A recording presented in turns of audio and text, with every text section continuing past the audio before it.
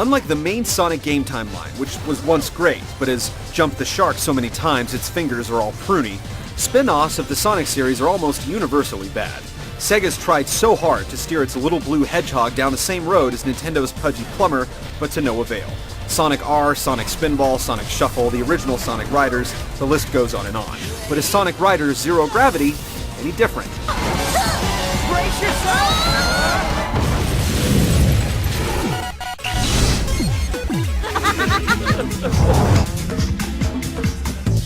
The game opens as a mysterious ring-shaped meteorite lands at the feet of a legion of security bots. They suddenly wake up and march off into we don't know where.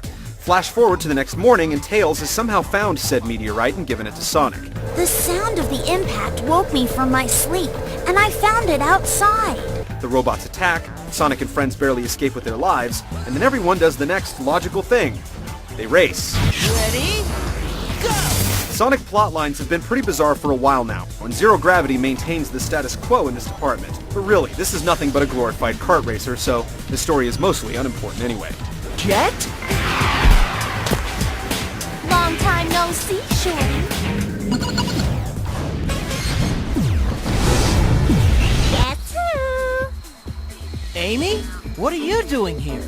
Fated lovers are always drawn together, silly. Along with the story mode, which is over rather quickly and consists of almost as much time sitting back and watching story sequences as it does actually playing the game, Zero Gravity features a bevy of pretty straightforward play options. Sweet.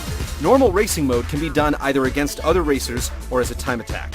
High scores can then be uploaded to the worldwide leaderboards, as can ghosts of your best runs. In survival mode, Sonic and pals can tackle a relay race where they pass batons, survival ball, which is something akin to football or soccer, and survival battle, where the object is to use objects to slam your foes. Finally, as you play through the game, you can visit the store to buy various bits of gear for your racers to customize them a bit.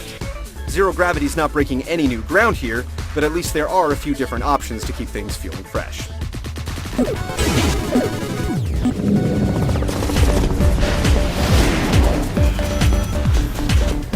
Much like in the original Sonic Riders, the actual racing is where the wheels completely come off. There are 3 control setups in Zero Gravity, and none of them work. You can hold your Wii remote horizontally, tipping it forward to accelerate and left or right to turn. You can hold it more traditionally, but the control scheme is very similar. The problem with both of these setups is that the control is infuriatingly imprecise, leaving Sonic and pals acting more like ping-pongs as they careen from one barrier to the next. Luckily, Sega included a more traditional controller option, but only using a GameCube controller. Somehow the classic controller got overlooked here. And even with this third option, control is still a pain, thanks to hoverboards that simply don't turn sharply enough, and the fact that accelerate is mapped to the same analog stick as steering. There is a trick system and a ring collection system that upgrades your board on a per-race basis, as well as a gravity move that attempts to give the player more precise control, but really, when the interface is this broken on such a base level, discussion about bells and whistles is just academic. Sonic Riders Zero Gravity is almost unplayable. See you later!